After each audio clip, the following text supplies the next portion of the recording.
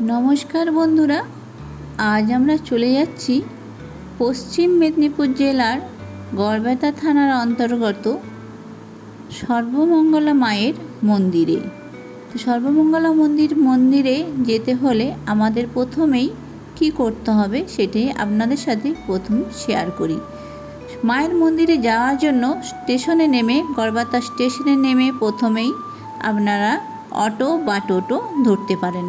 ওখান থেকে মাত্র 6 কিলোমিটার দূরত্বে রয়েছে গড়বেতা সর্বমঙ্গলা মায়ের মন্দির। তো টোটোতে করে সোজা চলে আসবেন গড়বেতা মায়ের মন্দিরে। গড়বেতা সর্বমঙ্গলা মায়ের মন্দির বললেই ওখান থেকে কিন্তু আপনারা চলে আসতে পারবেন।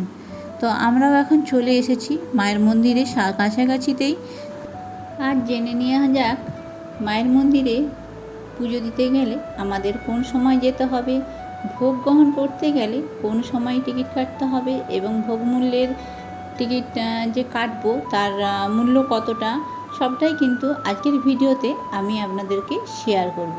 তো বন্ধুরা, ভিডিওটা সম্পূর্ণ দেখার অনুরোধ রইল এবং সম্পূর্ণ দেখে আপনারা ভিডিওটাতে অবশ্যই লাইক কমেন্ট শেয়ার দিবেন আর সাথে থাকবেন আমার। দেখতেই পাচ্ছেন আমরা কিন্তু মন্দিরের খুবই কাছাকাছি এসে পৌঁছে গেছি।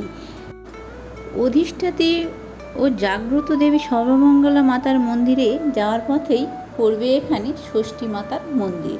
তো ষষ্ঠী মাতার মন্দির এখানে রেওয়াজই আছে যে কোনো উপযুক্ত ছেলে মেয়ের যখন বিবাহ দেওয়া হয় তো ওই ষষ্ঠী মাতার মন্দিরে আগে পুজো দিয়ে পারমিশন নিয়ে যেতে হয়, তারপরেই এখানে যে কোনো ছেলে মেয়েদের বিয়ে দেওয়ার জন্য রেডি হয়।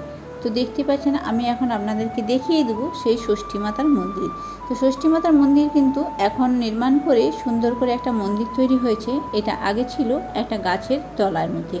এখানে একটা বড় অশ্বত্থ গাছ ছিল, তো সেই অশ্বত্থ গাছের নিচেতেই এই মা কিন্তু বসে থাকতেন। মা ষষ্ঠীর অনেক কৃপা সেখানে থেকে প্রত্যেকে ছেলে মেয়েদের বিয়ের আগে কিন্তু এখানে পুজো দিয়ে মায়ের পারমিশন নিয়ে তারপরেই আমাদের পুজোর কিন্তু বিয়ের জন্য আয়োজন করা হতো। দেখতে পাচ্ছেন আমি এখন আপনাদেরকে মা ষষ্ঠীর দর্শন করে নিয়ে নিলাম।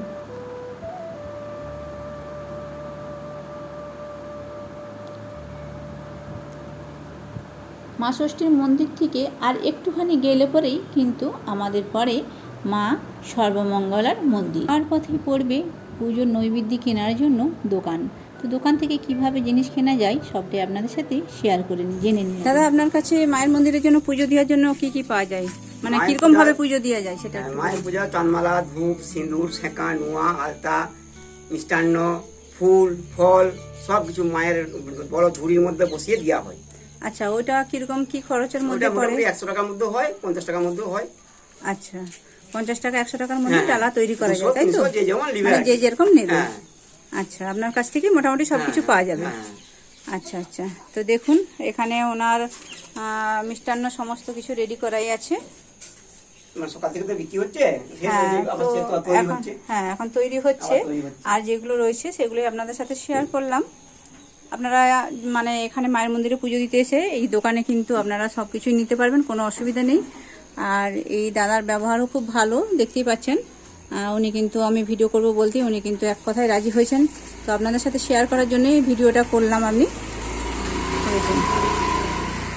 এখান থেকে মোটামুটি সবকিছু আপনার কাছ থেকে পাওয়া যাবে, তাই তো? মায়ের যাবতীয় জিনিস। আচ্ছা, মায়ের যাবতীয় কালী পূজা, লাল শালু, আচ্ছা, সুপারি, কড়ি, ভর্তুকি, হলুদ, মালা সব যাবতীয়, নারকেল, ফল সবকিছু যাবতীয়, সবকিছু এ টু জেড আপনি এখান থেকেই সংগ্রহ করতে পারবেন। আচ্ছা, বাবার মন্দিরে সব যাবতীয় জিনিস। বাবার মন্দির বলতে বারোশিবান, এই বুড়াশিব। আচ্ছা আচ্ছা আচ্ছা, ঠিক আছে। তো চলুন বন্ধুরা, এরপরে আমরা দেখাবো আপনাদের আমাদের মায়ের মন্দিরে। তো এখানে যে মায়ের মূর্তি রয়েছে সেটা আপনাদেরকে এখন ফটো হিসেবে আমি দেখিয়ে দিলাম। তো পরে আপনাদের সাথে পুরো মন্দিরের ডিটেলস আমি আপনাদেরকে অবশ্যই শোনাবো সবটাই আর দেখাবো। মায়ের মন্দিরটি প্রায় 650 বছরের অধিক এই প্রাচীন মন্দিরটি। গড়বেতা তথা বগড়ির প্রথম রাজা ছিলেন গজপতি সিংহ বাহাদুর। তার রাজত্ব সূচনাই হয়েছিল 4র্থ শতাব্দীর দ্বিতীয়ার্ধে। 1364 খ্রিস্টাব্দে বগড়ির রাজা গজপতি সিংহ বাহাদুর তরুতলবাসিনী মা সর্বমঙ্গলাকে প্রথম দেওয়ান বা মন্দিরে স্থাপন করেছিলেন। যেহেতু মন্দিরের প্রতিষ্ঠিত লিপি নেই, তাই লোকপরমার্থগত ঐতিহ্য হিসেবে মেনে নেওয়া হয় সিংহ বাহাদুরকেই এই মন্দিরের প্রতিষ্ঠাতা নামে পরিচিত হয়ে যান।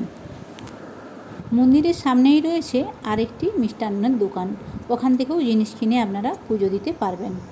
পাশে রয়েছে একটি পাষাণ কোকিলের মূর্তি। শোনা যায় মন্দির যখন স্থাপন হয়েছিল ভোর রাতে এই কোকিল নাকি ডেকে দিয়েছিল, তাই সে আজকে আপনাদেরকে দেখাচ্ছি এখানে স্থাপন হয়ে রয়ে গেছে। পৌরাণিক এই মন্দিরে শোনা যায় যে স্বয়ং বিশ্বকর্মা এই মন্দিরটি স্থাপন করেছিলেন, তাও আবার এক রাতে। তো চলুন আপনাদেরকে দেখিয়ে দিই আজ মন্দিরের পুরো চারপাশের সমূহ অংশ। তার আগে আপনাদের আরও দেখিয়ে দেব যে মন্দির কোথা থেকে ভোগ গ্রহণ করবেন, কত টিকিট, কী বৃত্তান্ত, সবটাই আপনাদের সাথে আজকে পুরোটাই শেয়ার করছি। তো বন্ধুরা, আপনাদেরকে দেখিয়ে দিলাম যে শিলা যেটা আমাদের পাষাণ হয়ে রয়েছে, তো সেটা দেখতেই পাচ্ছেন এখানে কিন্তু রাখা আছে, এবং সেটা আমরা দীর্ঘদিনই এই জিনিসটা দেখে আসছি যে এটা কিন্তু পাষাণ হিসেবে এখানে রয়েছে। যাই হোক, মন্দিরের গায়ে যে একটা বটবৃক্ষ রয়েছে সেখানে কিন্তু অসংখ্য পাখি বাস করে। আর এখানে রয়েছে মন্দিরের ডান দিকে রয়েছে টিকিট ঘর। এখানে টিকিটের মূল্য 50 টাকা। এখানে মূল টিকিট কেটে আপনারা দুপুরবেলায় ভোগ গ্রহণ করতে পারবেন। গেস্ট হাউস রয়েছে, আপনারা যদি চান পাশেই কিন্তু গেস্ট হাউস রয়েছে। এই গেস্ট হাউসে এসে এক রাতের মতো এখানে থেকে চারদিক ঘুরেও দেখতে পাচ্ছেন। তো এখন কুপনের মূল্য হয়ে গেছে যে 60 টাকা। আপনারা দেখতে পেলেন। তো মন্দিরের মূল দরজা সেটাও আপনাদের সাথে শেয়ার করলাম। আমরা এখন মন্দিরের ভেতরে প্রবেশ করছি। আর মন্দিরের এখন সুন্দর করে ভক্তগণের জন্য এখন উপরেতে ছাউনি ভরে দিয়েছে, কারণ রোদেতে যাতে কষ্ট না পায়, তো সেই সূত্রে এখন কিন্তু ছাউনি করে দিয়েছে। এই মন্দিরে 3টা কিন্তু পরপর মন্দির রয়েছে। প্রথমেই আছে নাট মন্দির। নাট মন্দিরগুলো থাম দিয়ে পুরো ঘেরা। নাট মন্দিরটি আয়তকার, তাতে খিলানের 14টি দ্বারপথ। এই 14টি মূল মন্দির থেকে বিচ্ছিন্ন, সম্ভবত পরবর্তীকালে সংযোজন।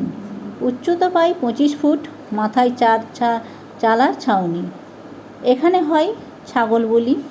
অষ্টমীর দিন ছাগল বলি বা অমাবস্যার দিন যে ছাগলের বলি হয় সেটা কিন্তু এইখানেই হয়। এরপরেও কিন্তু আমরা জানি যে এই মায়ের আগে পৌরাণিক মতে আমরা জানতাম যে এখানেতে মায়ের নরবলি দেওয়া হতো। তো নরবলি সেটা এখন বন্ধ হয়েছে। তো এখানে নবমীর দিনে এখন কারা বলি দেওয়া হয়। তো কারা বলি যে এখানে দেওয়া হয় সেটাও আপনাদের সাথে শেয়ার করে নিচ্ছি। দেখুন, এই যে এখানে হাঁড়িকাঠটা রয়েছে, এখানে কিন্তু কারা বলি দেওয়া হয়। সেটা একমাত্র নবমীর দিনই এই কারা বলি দেওয়া হয়, আর বাকি কিন্তু অন্য সময়তে ছাগল বলিটা হয়ে থাকে। এখানে ভোগ খেতে হলে আপনাদেরকে এসে 12টার আগেতেই কুপন সংগ্রহ করতে হবে। আর এটা মায়ের পুকুর। মায়ের পুকুরটা এখন অনেকটা জঞ্জালে ভর্তি হয়ে গেছে। খাওয়া দাওয়ার পরে এখানে কিন্তু থালা ফেলার জন্য সমস্ত ব্যবস্থাই রাখা রয়েছে। তো আপনাদের আবারও দেখিয়ে দিচ্ছি, এখানে মহিষ বলি আর সামনেতে হয় কারা বলি। পেছনের দরজা থেকে মায়ের মূর্তি কিন্তু সম্পূর্ণ দেখা যায়। ঠিকমতোভাবে দেখলে মন্দির যদি পরিষ্কার থাকে তাহলে কিন্তু লোকজন না থাকলে মায়ের মূর্তি পিছন থেকেই দর্শন করা যায়। তো চলুন আপনাদেরকে মন্দিরের পুরো অংশটাই একবার ঘুরিয়ে দেখাই।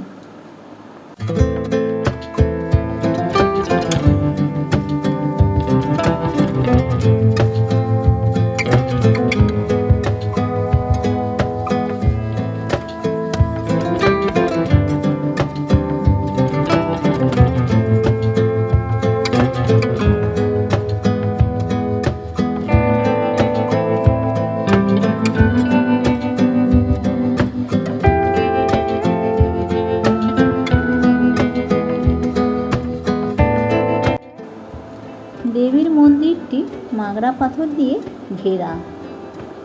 এই মন্দিরের দ্বার উত্তর দিকে। সাধারণত আমরা জেনে আসি উত্তর দিকে কিন্তু কোনো কিছুই দাঁড় করা হয় না। তো মন্দিরের দ্বার উত্তর দিকে এবং মায়ের মূর্তি উত্তর দিকে।